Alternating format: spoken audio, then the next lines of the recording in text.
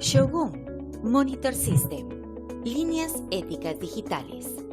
¿Cómo funciona la línea ética digital de Shogun?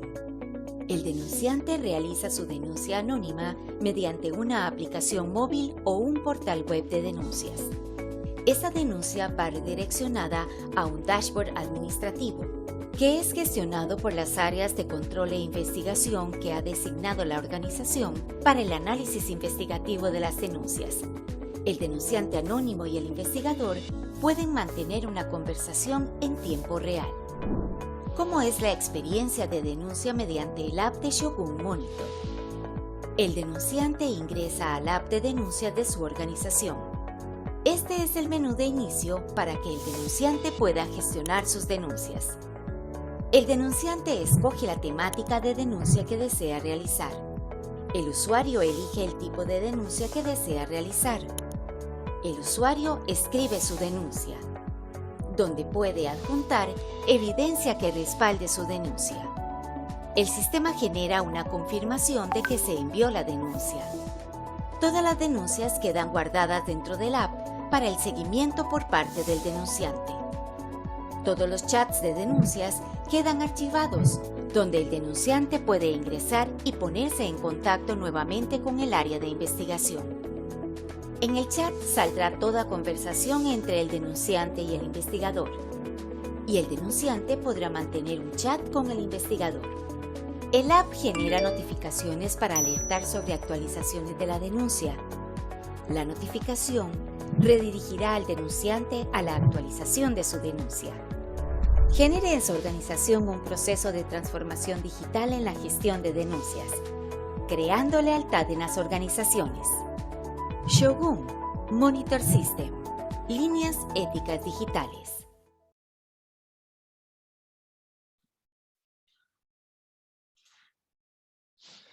Bueno, hola a todos, bienvenidos a esta nueva sesión de webinar que dentro de la colaboración que tenemos entre Shogun y ICPF, la Asociación Internacional para la Cooperación en la Prevención del Fraude. Soy Juan Ignacio Ruiz, presidente de la asociación, y para mí es un orgullo hoy presentar a Marcos Loaiza. Marcos lleva colaborando, es parte también del ICPF, lleva colaborando con nosotros desde el principio, desde ya bastantes años, y quería comentar que Marcos, aparte de ser licenciado en Administración y licenciado en Contabilidad por la Universidad del Pacífico, obtuvo el grado de Máster de Business Administration en la Universidad de Maryland, Estados Unidos. Es auditor interno certificado, CIA, y obtuvo la certificación de contador público en los Estados Unidos.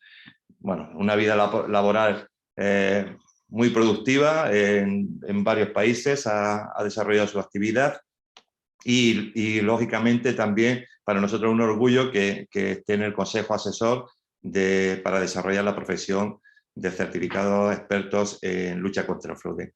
Hoy vamos a abordar el tema de gestión de riesgo de fraude en base a acoso, en el documento, y sin más le voy a dar la palabra a Marcos Loaiza. Las preguntas que queráis podéis ponerlas en el chat y luego al final, para no estar interrumpiendo la presentación, pues se podrán, Marta Villén, que la tenemos aquí, aunque no se vea, nuestra secretaria general, pues se las trasladará a Marcos. Entonces, sin más dilación, Marcos, vamos a compartir la pantalla, si te parece. Sí.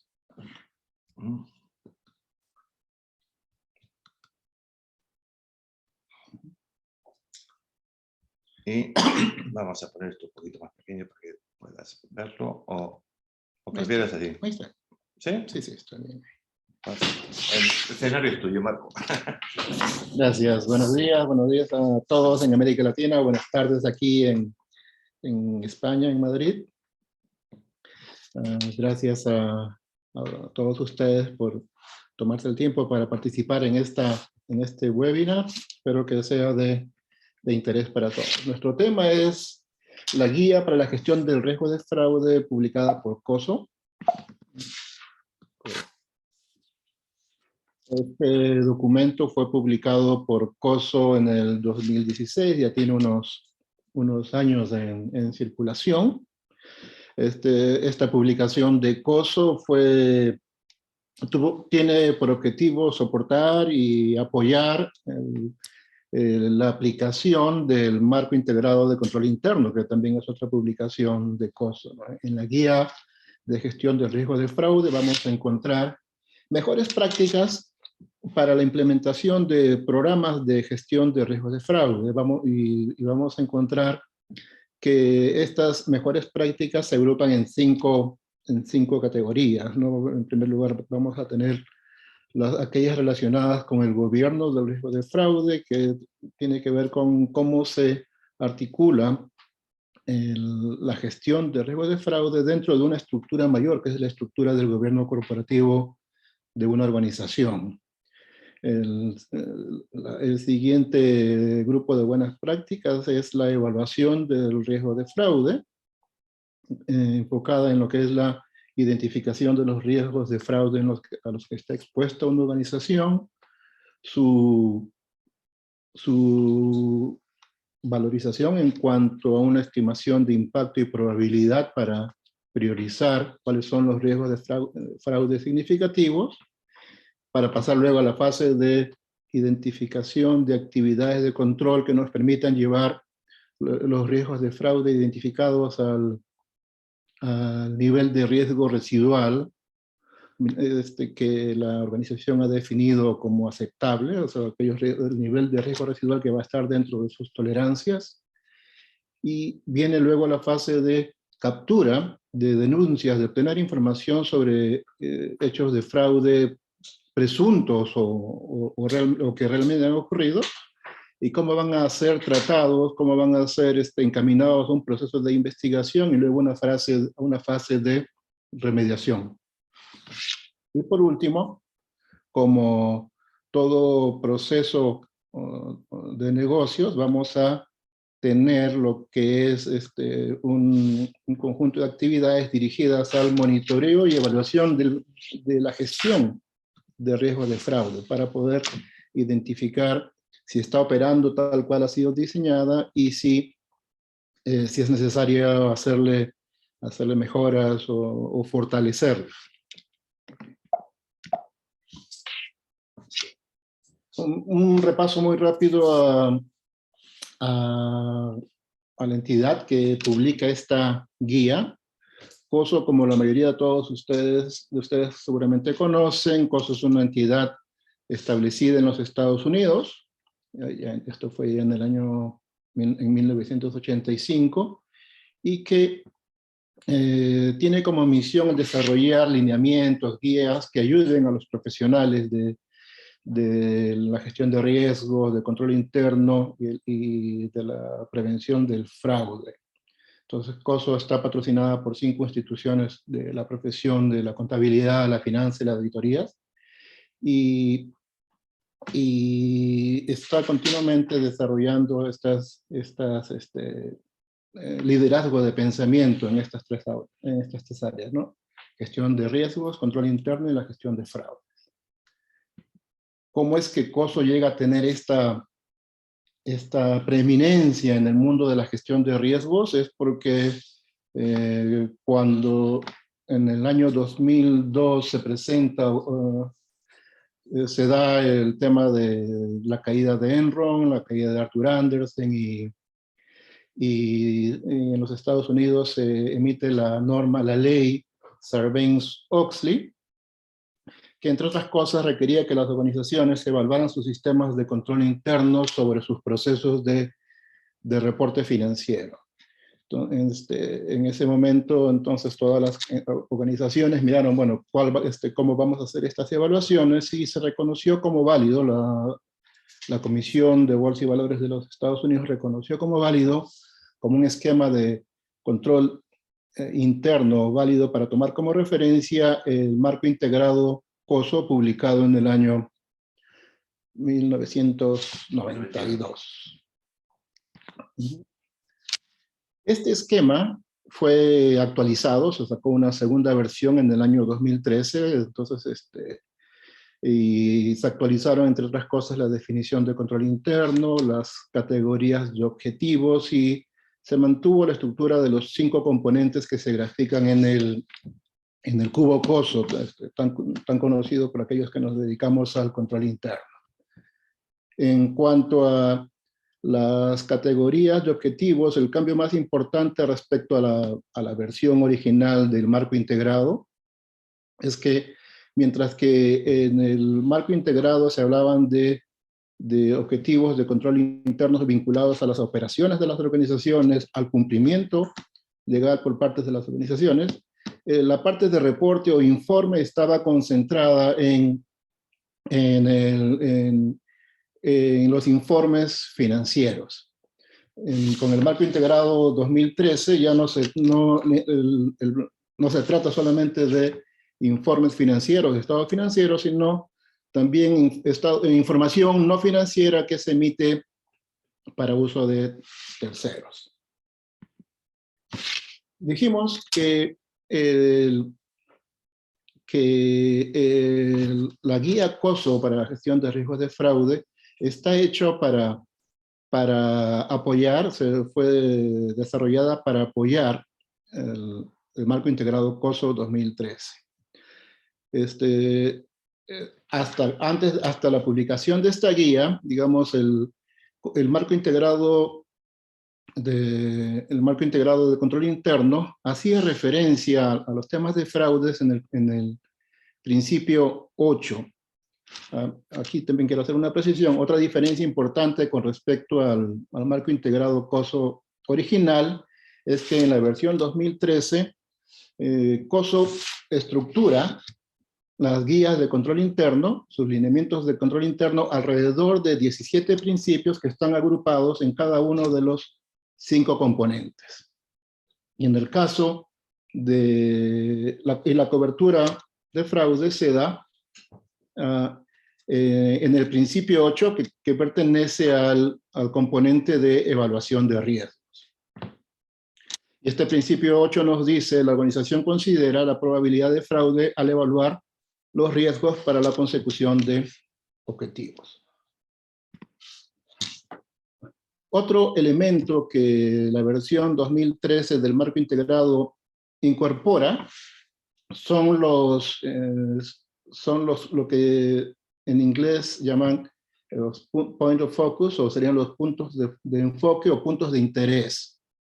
Y en relación al principio 8, el documento del 2013 considera 4 puntos de interés. En primer lugar está que para decir que estamos cumpliendo con el principio 8 debemos incorporar a nuestros procedimientos de control interno políticas y procedimientos vinculadas a, en primer lugar, la consideración de distintos tipos de fraude. Informes fraudulentos, que como dije hace un momento, no se refería solamente a estados financieros, sino también a informes que la organización emite, pero que tienen información no financiera. El otro tipo de fraude a considerar es la malversación de activos, y aquí estamos hablando de dinero y efectivos, activos intangibles y los activos tangibles que puede tener una organización. Y también considerar, al hacer nuestra evaluación del riesgo de fraude, la posibilidad de actos de corrupción. El punto de interés número 2 incluye la evaluación de los incentivos y presiones. El punto 3 es evaluar las oportunidades que los posibles perpetradores de fraude pueden encontrar. Y el punto 4 es la evaluación de las actitudes y justificación. Entonces los puntos 2, 3 y 4, como seguramente muchos de ustedes han podido darse cuenta, tiene que ver con lo que conocemos como el triángulo del fraude.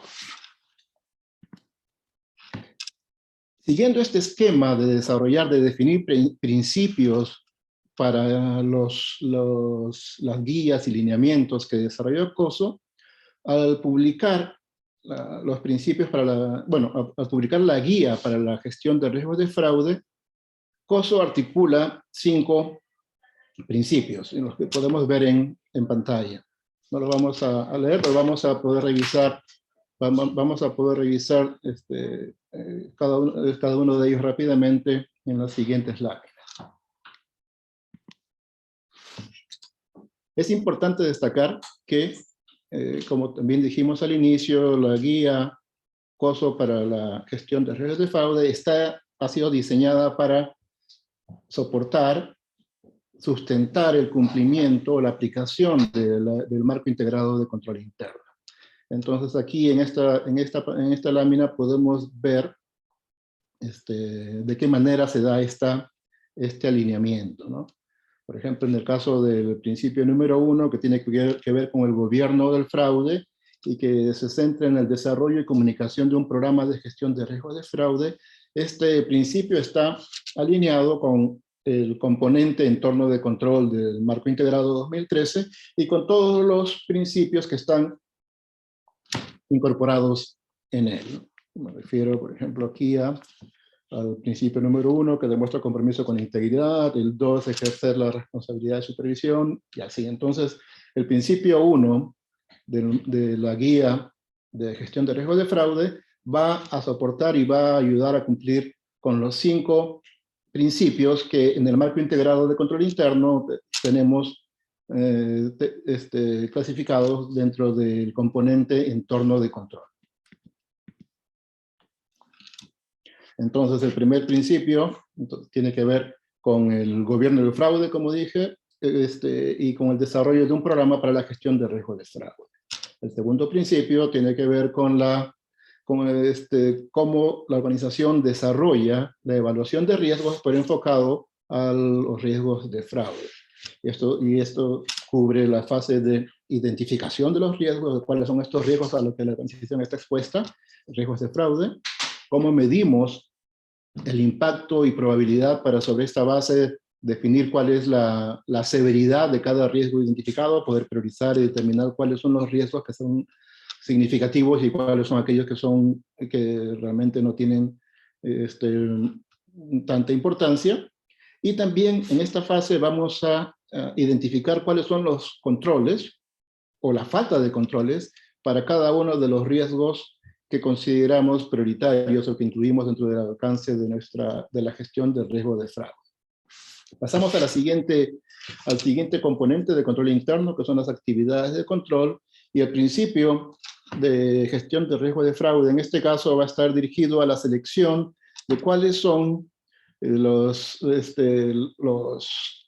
nuevos controles o las mejoras a los controles existentes que nos van a permitir llevar cada riesgo de fraude que estemos gestionando, nos va a permitir llevar el nivel de riesgo residual a un nivel aceptable o que se encuentre dentro de lo que la organización ha definido como un nivel tolerable de riesgo. Y aquí la guía nos va a desarrollar los conceptos de controles preventivos y controles de detección. En el siguiente principio, el cuarto principio de gestión de riesgos de fraude, considera, en primer lugar, cómo es que la organización va a recibir información sobre situaciones de fraude presuntas o que realmente han ocurrido, cuáles son los caminos. Vamos a hablar aquí, por ejemplo, de lo que son las líneas de denuncia. Entonces, cómo es que se va a filtrar y cómo se va a decidir cuáles son las denuncias que van a pasar a una siguiente etapa, que es el desarrollo de la investigación. Y para determinar cuáles han sido las causas, cuáles son las causas raíces de las situaciones de fraude detectadas, y para identificar las acciones para remediar las causas raíces que permitieron que el fraude ocurriera. Y el último componente, que son las actividades de supervisión o de monitoreo, aquí de lo que se trata es de establecer mecanismos para la evaluación, ya sea continua o la evaluación periódica, de que los 5 principios, incluido el mismo principio número 5, de que están operando tal cual han sido diseñados y que siguen siendo efectivos, y identificar la posibilidad o la necesidad de poder mejorarlos, hacerlos más eficientes, etc.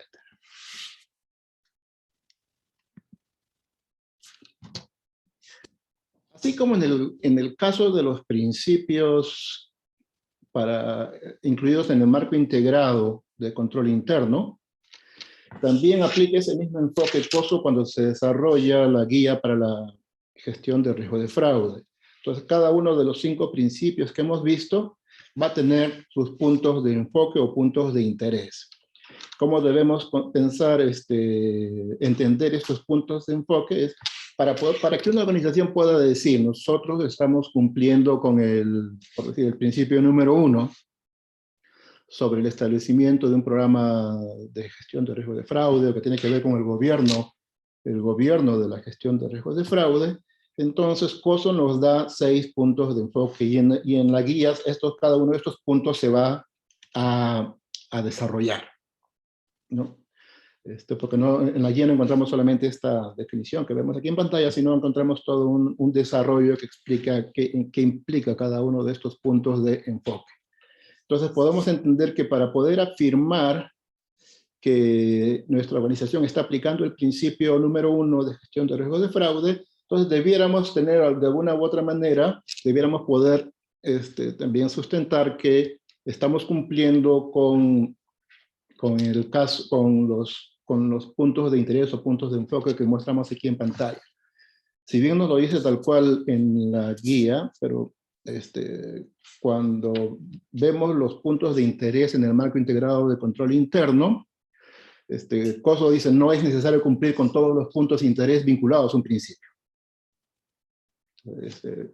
Pero podemos, o sea, en tanto que sustentemos que uno o más de ellos nos dan la seguridad de poder decir cuáles, nos dan la seguridad de poder afirmar que estamos cumpliendo con un principio en particular, entonces no es necesario cumplir con todos los puntos de enfoque o puntos de interés.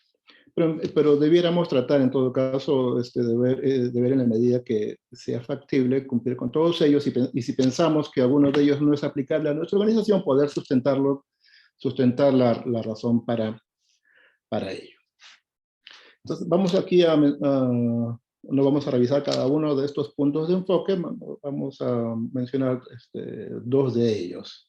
En el número 1, que es tener o crear un compromiso organizacional con la gestión de riesgos de fraude, aquí lo que está cubriendo, lo que cubre la guía es básicamente en el desarrollar lo que se llama en inglés el tone at the top, o sería el tono en la cima. ¿Cuál es la actitud? ¿Cuál es el mensaje que el Consejo de Administración y la alta dirección comunican al resto de la organización sobre cuáles son sus expectativas respecto a la gestión del riesgo de fraude? Aquí se va a comunicar el rechazo completo a cualquier tipo de actitud, acción que no sea ética y que implique una acción de fraude. Esto debe comunicarse a toda la organización, pero no solamente se trata aquí que el tono en la cima refleje, digamos, solamente las palabras o un mensaje de parte del Consejo y de la alta dirección, sino que además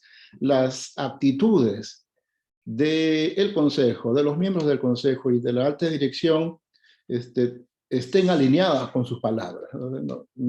Es decir, el tono en la cima va a ser sólido y va a dar un mensaje antifraude fuerte si las palabras, el mensaje que se recibe, que la organización recibe desde la cima, desde el Consejo y desde la alta dirección, están alineados con sus acciones. Que la organización comprenda que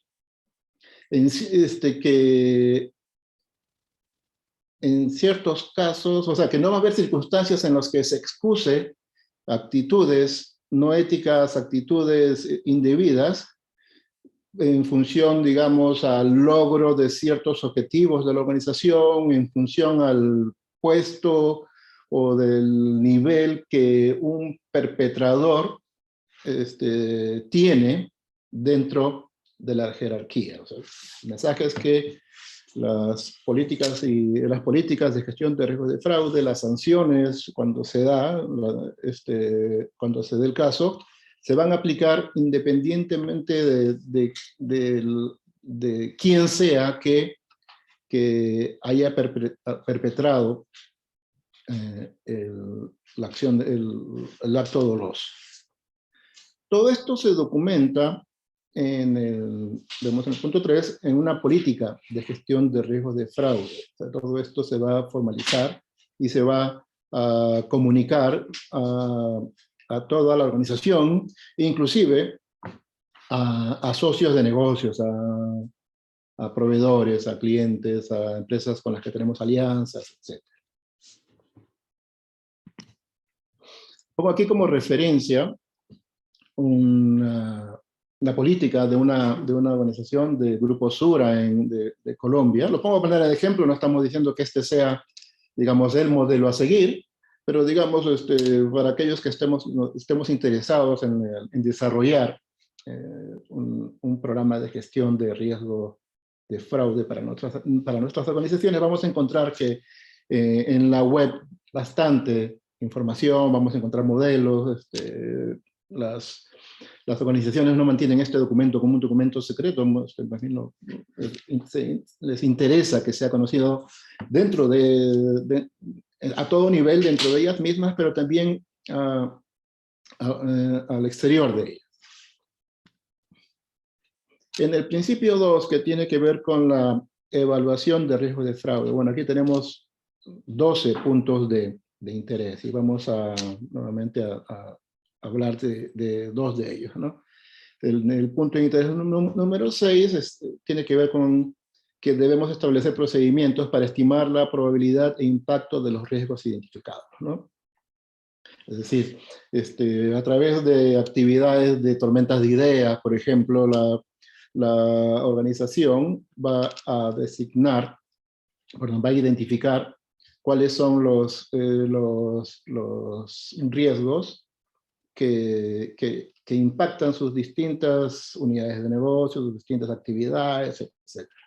Pero vamos a tener unas listas entonces de riesgos de fraude más o menos extensas. Entonces se hace necesario estimar o evaluar cuáles son las que son significativas, cuáles son las que representan un mayor nivel de severidad, un mayor daño posible a la organización. Y para ello aplicamos criterios de probabilidad de impactos que no son familiares de lo que es ya la práctica bastante establecida de la gestión de riesgos.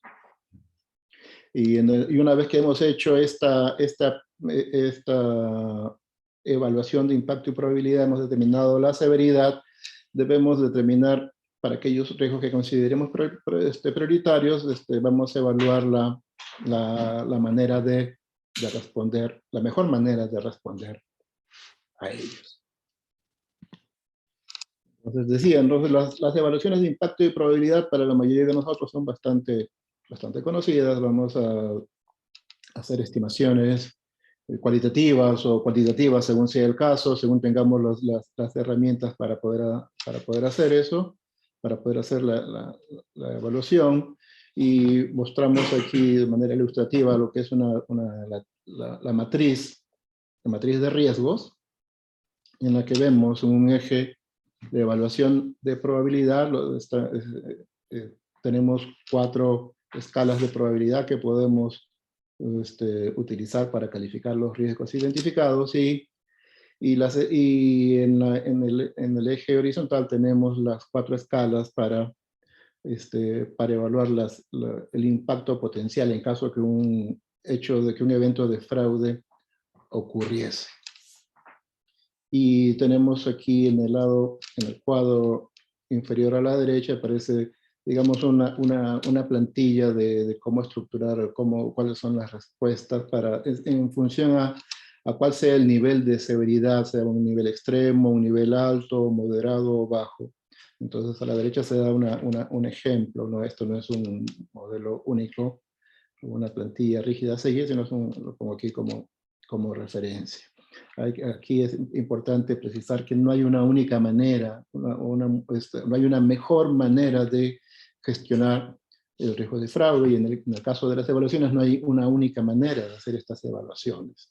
Cada organización debe elegir, debe desarrollar el modelo que mejor se ajuste a su realidad. Pasamos al principio 3, que son las actividades de control. Tenemos aquí el punto de enfoque número 6, vamos a hacer referencia a él. Una de las cosas que debemos tener presente cuando hacemos la evaluación de riesgos, y también cuando estamos evaluando las actividades de control, el potencial de lo que se llama la anulación de controles por la gerencia. Uno de los principales riesgos que podemos hablar cuando estamos hablando de gestión del control interno, gestión de riesgos, es que la alta dirección, los niveles gerenciales están en la posición de, llegado el caso, poder decidir o hacer que ciertos controles no se apliquen. Entonces este es un riesgo es una exposición muy importante. Entonces debemos siempre ser conscientes de esta exposición. Entonces es importante distinguir lo que se llama la anulación de controles por la gerencia de lo que sería la intervención de la gerencia. A veces van a haber situaciones que son justificadas por las cuales la gerencia puede decidir que cierto procedimiento de control no se realice. Van a haber circunstancias justificadas, legítimas, en las que esto es aceptable. De repente, por ejemplo, estamos haciendo, hay una emergencia y necesitamos hacer ciertas compras de urgencia, y si en ese caso hay una serie de procedimientos, niveles de autorización rígidos, el hecho de contar con X números de X, 2, 3 cotizaciones alternativas como una política general para la compra, para el proceso de adquisiciones, pero ante una emergencia la gerencia puede decir, en este caso no vamos a buscar las 3 cotizaciones, los 3 proveedores alternativos, sino vamos a elegir a un proveedor en particular. Ese no es un caso de anulación de controles, es un caso legítimo, es un caso que además va a quedar debidamente documentado, se va a hacer sobre la mesa, etc. Nos vamos a encontrar con una anulación de controles por la gerencia cuando no se dan circunstancias, digamos, excepcionales que justifiquen una intervención, y cuando la gerencia dice, bueno, esta vez en este caso no vamos, en lugar de aplicar el procedimiento y los controles definidos en un proceso de adquisición, la gerencia presiona al personal de compras, por ejemplo, puede ser una presión tácita o implícita, y le dice, en este caso se va a hacer la compra al proveedor X, sin una justificación. Y además se hace este tipo de anulaciones, vamos a encontrar que no son situaciones sobre la mesa, se trata de ocultar que esta anulación de controles ha ocurrido. Entonces ese es un punto de interés que debemos a considerar, es decir, cuando desarrollamos nuestras políticas y procedimientos vinculados al principio 3, a las actividades de control, el punto 6 que estamos tomando aquí como ejemplo, nuestros procedimientos deben decir de qué manera vamos a manejar situaciones en las que se dé la anulación de controles por la gerencia. Respecto a este tema, un recurso importante, interesante que hemos encontrado es este documento de la AICPA de los Estados Unidos, que es Management Override, es la anulación de controles en inglés. Y justamente aquí en el título mencionan que es el talón de Aquiles de la prevención del fraude. Entonces, este documento nos da los mecanismos que vemos en el lado derecho, de cómo podemos enfrentar este talón de Aquiles para la prevención del fraude. El AICPA desarrolló este documento enfocado al control interno sobre los procesos de emisión de estados financieros. Pero digamos, las recomendaciones que da son fácilmente transportables a cualquier otro tipo de riesgo de fraude.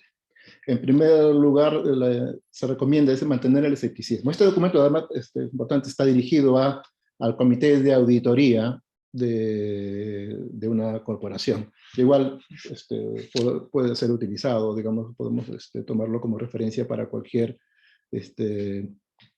otro tipo de persona, un equipo de personas encargados con la gestión de riesgo de fraude de una organización. Entonces, el primer punto es mantener el escepticismo. ¿Qué significa esto? Recuerden, estamos hablando aquí de anulación de controles por la gerencia. Entonces, la actitud del comité de auditoría, del auditor interno, del auditor externo, etcétera, no debe ser nunca confiar, dar por sentado que la gerencia se va a portar bien. O sea, si vamos con esa actitud de que la gerencia no puede hacer nada malo, entonces estamos partiendo, no estamos partiendo bien. Debemos ser siempre escépticos y tener presente que en la mayoría de los casos de fraudes de magnitud catastrófica para las organizaciones, los fraudes documentados y que son conocidos, estos han sido hechos por la gerencia y han aplicado la anulación de controles.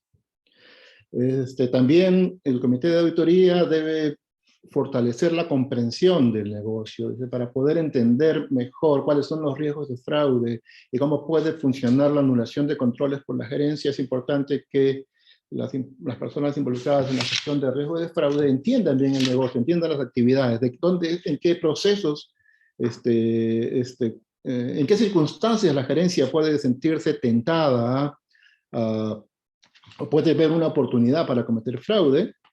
Y entonces, en tanto podamos identificar esos puntos dentro de nuestros negocios, dentro de nuestros procesos, entonces vamos a estar en mejor condición de poder manejar o poder mitigar este riesgo de anulación de controles.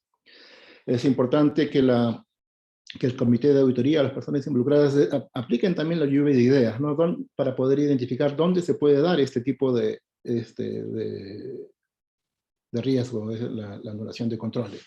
Entonces aquí, y se enfatiza mucho en que este tipo de tormenta de ideas debe hacerse sin la presencia de la gerencia, ¿no? Para que la tormenta de ideas pueda fluir con libertad.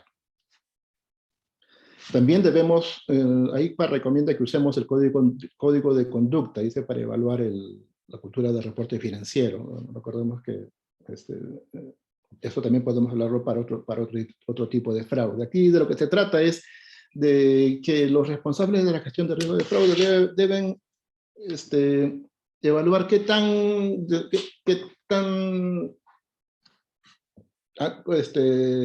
qué manera la organización ha llegado a hacer que el código de conducta o el código de ética de negocios ha sido difundido y el personal lo está tomando, digamos, con la debida seriedad, o si es que no estamos ante un caso que dice, bueno, sí, esto es lo que está escrito, pero no es lo que la actitud del directorio, la actitud de la alta dirección refleja en la vida real, ¿no? Entonces, si los responsables de la gestión del código de riesgo de fraude encuentran, por ejemplo, que no se percibe, no se entiende, no se le da, el resto de la organización no le da la seriedad debida al código de conducta porque entiende que digamos, solamente son palabras que la alta dirección y el consejo no aplican, entonces nos está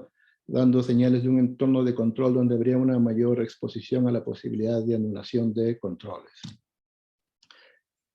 Otro elemento, otra acción de control para poder mitigar el riesgo de anulación por la gerencia es el contar con un programa de denuncias, los whistleblowers que se llaman en inglés, porque también el mayor número de denuncias o el mayor número de fraudes que se detectan en la práctica son a través de estos canales, de los canales de denuncia, de estos programas implementados ya sea a través de líneas telefónicas o de la web. Y por último, los responsables de la gestión de riesgos de fraude deben desarrollar una amplia red de información, o sea, no hacer un trabajo de gabinete, sino establecer, salir al campo, salir a hablar con personas en los distintos niveles jerárquicos de la organización, establecer contactos con nuestros asesores legales, con auditoría interna, con los auditores externos, tener conversaciones, ver cómo es que ellos cubren dentro de sus respectivos trabajos lo que es el riesgo de anulación por la gerencia, etc. En el principio 4 tenemos, bueno, las investigaciones y acciones correctivas. O sea, los puntos de interés tienen que ver en primer lugar, con establecer protocolos de investigación, de cuál va a ser el procedimiento que vamos a seguir, que la organización va a seguir para evaluar las denuncias. No todas las denuncias van a ser válidas, van a ser serias, etc. Entonces tiene que haber una manera de manejar, de recibir, o sea, se deben establecer protocolos por los cuales, por ejemplo, las denuncias que llegan a los canales en línea, a las líneas telefónicas, y que tienen que ver, por ejemplo, con la alta dirección, vayan, o sea, se dirijan al comité de auditoría, ¿no? o al consejo en pleno, para que ellos las manejen de acuerdo a los procedimientos que se hayan establecido. Y en este caso también podemos, cuando estemos implementando nuestro programa de gestión de riesgo, vamos a encontrar también muchos recursos en la web. Pongo aquí un ejemplo del Banco de Inversión, el Banco Europeo de Inversiones, donde encontré su procedimiento para la investigación de denuncias. Entonces, información, y bueno, y también tenemos los recursos provistos por otras organizaciones como podría ser la ACFE, ¿no? La Asociación de Examinadores de Fraudes Notificados, y bueno, hay abundancia de recursos para este tema en particular. Y por último, el principio 5, que tiene que ver con el monitoreo de nuestro programa de gestión de riesgos. Entonces aquí, también como he dicho al comienzo, todo sistema, todo programa, todo proceso que se desarrolla es materia también de evaluación. Queremos estar seguros de que está funcionando tal como lo hemos diseñado, que se está cumpliendo, que está aplicando, que en el tiempo de repente se ha desactualizado o que han surgido áreas de debilidad. Entonces es importante que se dé también esta fase de seguimiento, y para ello vamos a tener actividades de evaluación, digamos, continuas, incorporadas a los procesos en sí, o separadas, que se hacen cada cierto periodo. Aquí va a tener un rol importante auditoría interna, ¿no? como un medio por el cual el consejo, el comité de auditoría va a asegurarse de que el programa de gestión de riesgo de fraude está operando tal cual fue diseñado, o no. Esta es la revisión de los 5 principios. Concluyo mencionando que en la guía, en el documento en sí, vamos a encontrar diversas ayudas, diversos modelos, plantillas que podemos utilizar en nuestras iniciativas de implementar un programa de gestión de riesgo de fraude. Pongo aquí en pantalla algunas de ellas, hay muchos más, etc. Y concluyo con un dato importante, así como el COSO, el marco integrado de control interno, fue publicado en el 92, y luego fue actualizado y publicado en el 2013. En el caso de la guía para la prevención del riesgo de fraude, también vi esta noticia recientemente, también a mediados del año pasado se ha iniciado un proceso de actualización. En la revista Fraud, que es la revista del ACFA, apareció un artículo en la edición noviembre y diciembre del año pasado, en la que se menciona, entonces se detalla que hacia mayo, junio del año pasado, el grupo que desarrolló la versión que hemos presentado hoy, se ha vuelto a reunir y está trabajando en presentar, en actualizar esta guía. Entonces próximamente, me imagino hacia el próximo año, probablemente ya vamos a tener una versión actualizada. Yo no estimo grandes cambios si el artículo lo dice, o sea, no debe haber una variación importante o dramática, ¿no? Pero van a darse algunos cambios en la guía, y en su momento estaremos convocando también otro webinar seguramente para presentar la nueva versión. Y con eso concluyo mi presentación. Estoy a la orden para preguntas.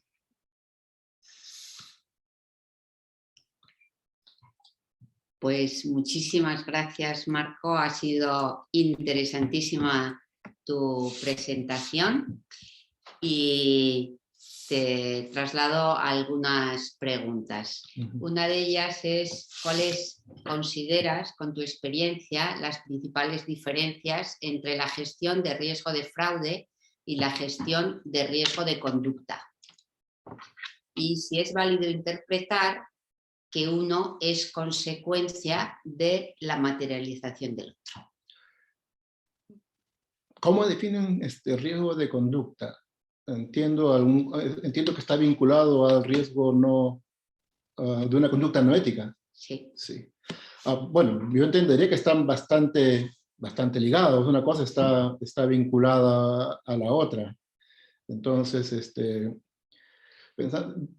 riesgo de conducta va a dar lugar a actividades que son fraudulentas y va a dar lugar a actividades o acciones que no son fraudulentas.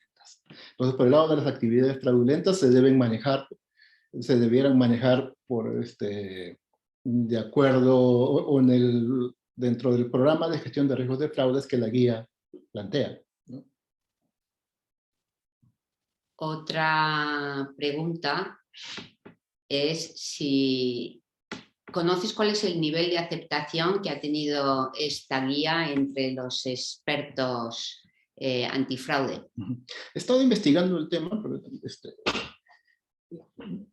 para ver si es que hay estadísticas o datos, o sea, una encuesta, y no lo he encontrado. O sea, por ejemplo, a diferencia del caso de la guía para la gestión de los riesgos de fraude, si vemos el caso del marco integrado de control interno, por ejemplo, la gran mayoría, excepto creo que hay uno o dos casos de empresas que están, o de empresas que están listadas en la Comisión de Bolsa de Valores de los Estados Unidos, han adoptado el marco integrado COSO y están incluso aplicando ya, o ya vienen aplicando la versión 2013. Creo que hay como una excepción por ahí encontré que es BP, British Petroleum, utiliza como marco de referencia para control interno unos estándares del Reino Unido. No he encontrado información similar, o sea, con ese nivel de precisión en el caso de la guía de riesgo de fraude, pero sí hay comentarios de que ha sido, por lo menos en los Estados Unidos, ha sido adoptada y está siendo aplicada por la mayoría de organizaciones en lo que es la gestión de sus riesgos de fraude. Otra pregunta que te hacen es, en el principio 2 de gestión, se indicaba en el número 3, analizar los factores internos y externos.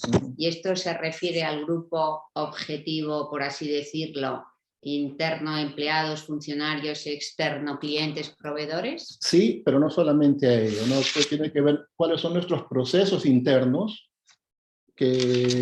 en los que podemos tener o que pueden haber situaciones por las que nuestra exposición a riesgos de fraude aumente. Y en el caso de factores externos, además de las personas, de nuestros proveedores, de nuestros socios de negocios que pueden hacer que tengamos una mayor o menor exposición a riesgo de fraude, pero también en las relaciones que tenemos con otras organizaciones.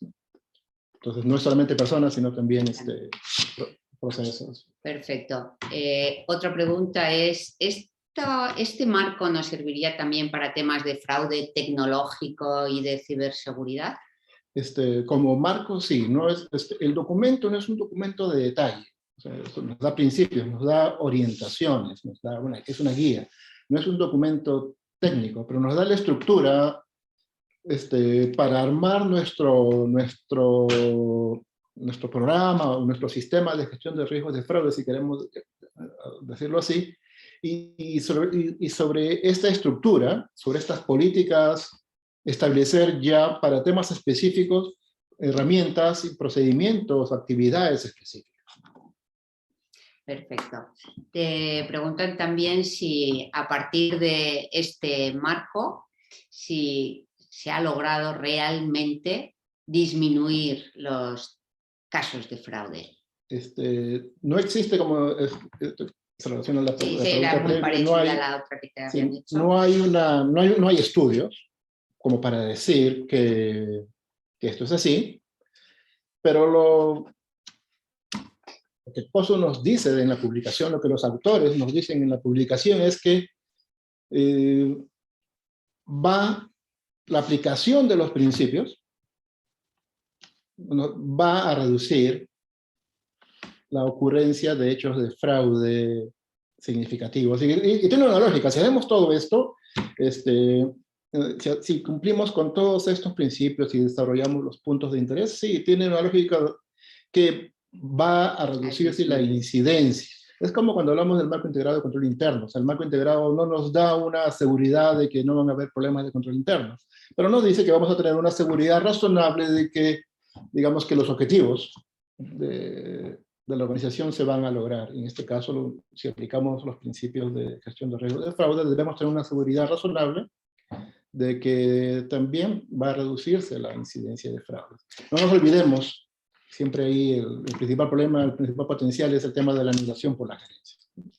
Vale, la última pregunta, Marco, era relativa a si las denuncias se presentan a la alta dirección, ¿cómo puedes garantizar la independencia, ¿no? en estos casos? Cuando se establece en la guía los procedimientos para el manejo de del canal de denuncia, etcétera, se especifica muy claramente, ¿no? Que cuando los denunciados son miembros de la alta dirección, entonces estas denuncias van a ir directamente, se debe canalizar directamente hacia el Consejo de Administración o su comité de auditoría, ¿no? Van a haber algunas denuncias en función de los criterios que se hayan definido que se van a dirigir a la alta dirección, y van a haber criterios que van a decir de ellos cuáles son, de qué manera, sea un resumen, qué sé yo, van luego a reportarse al Consejo y al Comité de Auditoría. Bueno, Marco, también, como aparezco ya en pantalla, que Marta se le ha ido un poquito ya el ordenador. Muchísimas gracias, Marco, muchísimas gracias, Marta. Yo solamente por recordar a los asistentes, para ajustarnos también al tiempo establecido, que el lunes recibirán un correo donde ya les bueno, les darán información para obtener la presentación de Marco. Yo le haría una pregunta también a Marco, porque este documento que está preparando Marco se va a incorporar al manual para la preparación del Certificado Internacional de Experto Antifraude, CIAF. Marco, ¿cuándo lo vamos a incorporar? Lo vamos a tener, porque esto más tu experiencia, porque no es solamente la traducción al español, sino que también, pues, oye, lo estás incorporando con ejemplos, prácticas, etcétera, etcétera. ¿Cuándo lo vamos a tener? Esperemos que después del verano de América Latina. Después del verano, después del invierno aquí. Bueno, en breve. La verdad es que se está actualizando continuamente todos los conocimientos para tener un CIAF, un certificado actualizado, y que las personas que se acercan a la profesión pues tengan por lo menos los conocimientos esenciales, ¿no?, para luchar contra esta lacra que es el fraude. Comentar, bueno, agradecer a Shogun otra vez la colaboración que hemos tenido y decir que la próxima colaboración que vamos a tener, bueno, en los boletines de comunicación que se envían desde el ICPF, pues la próxima webinar que vamos a tener en colaboración con Shogun va a ser, vamos a hablar de psicología, la psicología y la lucha contra el fraude, que Clara Ruiz Camacho nos expondrá, pues, bueno, pues el mes que viene. Ya se informará exactamente los días en que se participará, y bueno, estaremos encantados de tener esta amplia audiencia que Shogun es capaz de congregar. Muchísimas gracias, Marco, y bueno, nos vemos en la próxima. Gracias a todos. Muchas gracias a por su todos. atención. Hasta luego.